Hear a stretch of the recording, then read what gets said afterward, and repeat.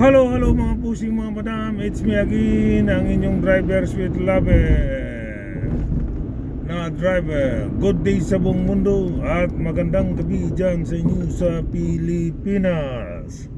Ito na naman po ako magbibigay aliw at saya sa inyo mga busing mga madam. Bago po ang lahat, please dalawin nyo ang aking YouTube channel at click ang notification at makita nyo ang all. Tuldukan nyo lang po mga busing mga madam kung ano yung nakita nyo sa FB ko dyan sa FB ko. Ganon din po sa Facebook o sa YouTube channel mga busing mga madam. Okay, sa aking FB maraming salamat po sa mga pinalangga kong followers. Hindi po ako nagsasawa, laging nagsasabi sa inyo maraming salamat po. At sa mga hindi pa po nag-follow, please follow, like, and share at mag-comment din kayo at aking babasahin mga busing mga madam.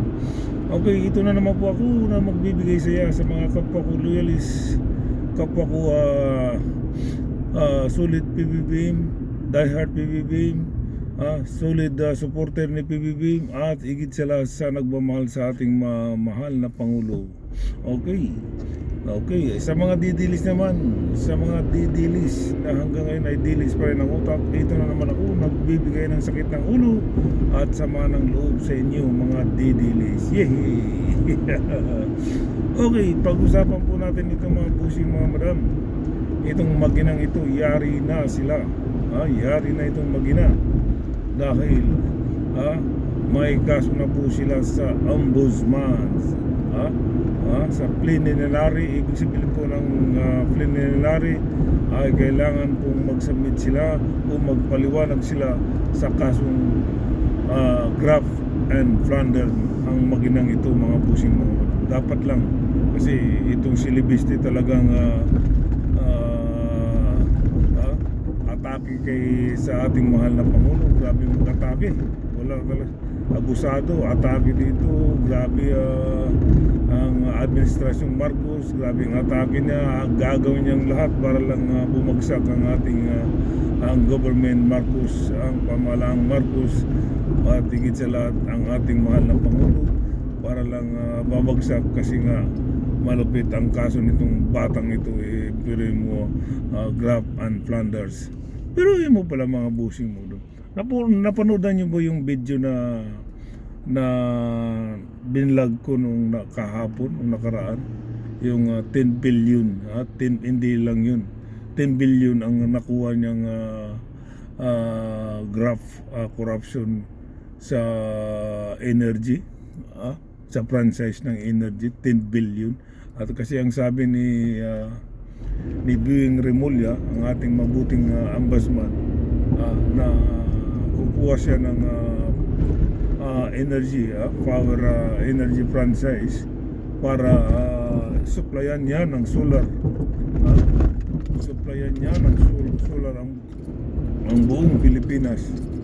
Yung pala, kaya sa madaling salita, yung pala ang habulan niya yun, yung franchise ng energy para lang ibenta lang, para lang ibenta niya sa Meralco.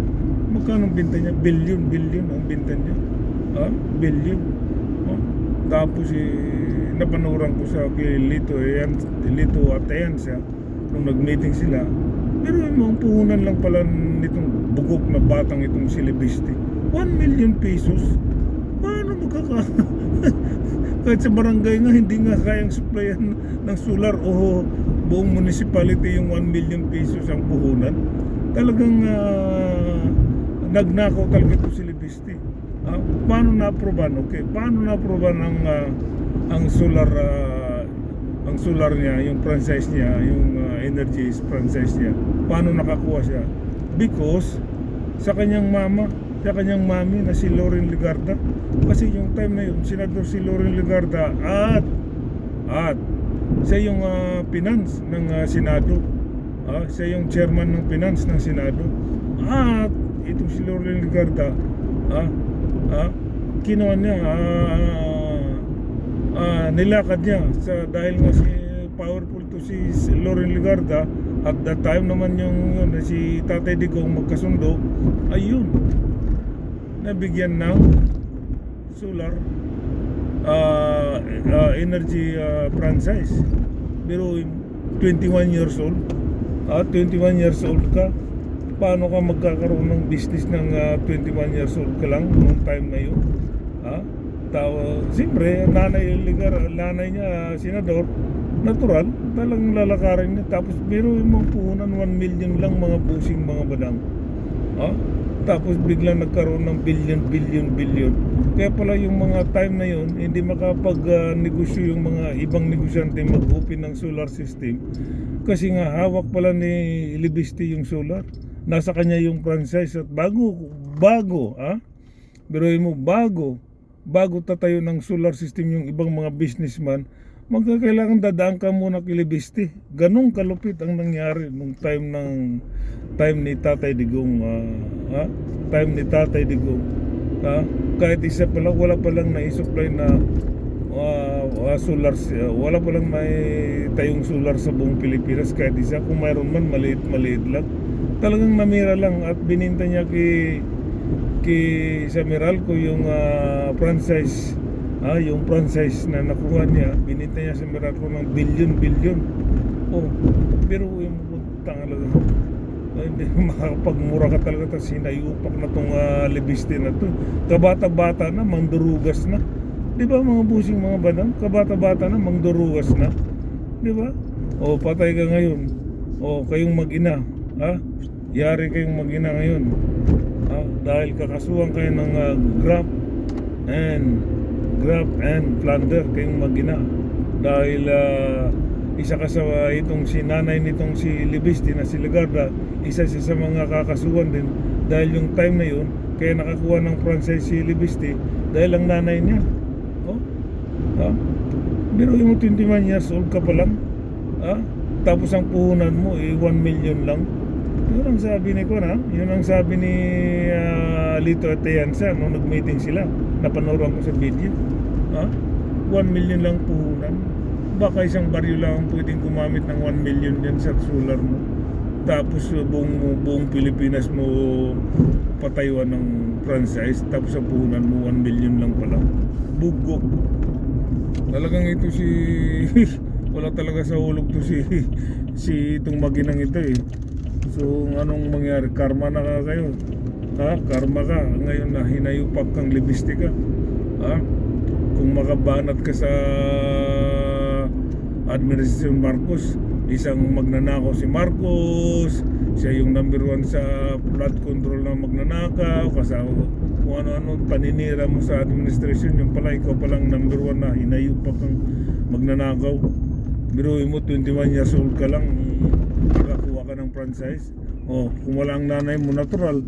Kung wala ang nanay mo, for example, ang nanay mo hindi senador, makakuha ka ba ng franchise na ganyan sa franchise ng energy, solar energy, energy, makakuha ka ba ng franchise?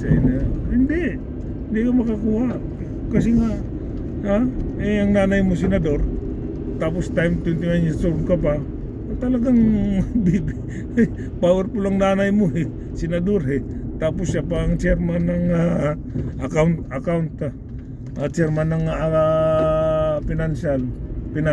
chairman siya ng finance sa Senado. Talagang uhat talaga lahat ninyo ang mga kailangan ninyo dyan sa Senado.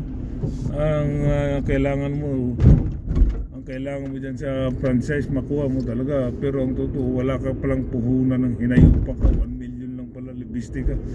Masisiraan ko na magnanakaw, itong kabata-bata na magnanakaw. Di ba? Yan sigurong turo ni Legarda sa anak niya. Kabatang-bata na marunong na magnakaw. Di ba mga busing? Okay, hanggang dito na lang po mga busing mga madam. Okay, hanggang dito na lang po mga busing mga madam. Maraming salamat po. Once again, maraming salamat sa mga pinalangga kong mga follower sa FB. Okay, maraming salamat po. Okay, bye-bye. Peace.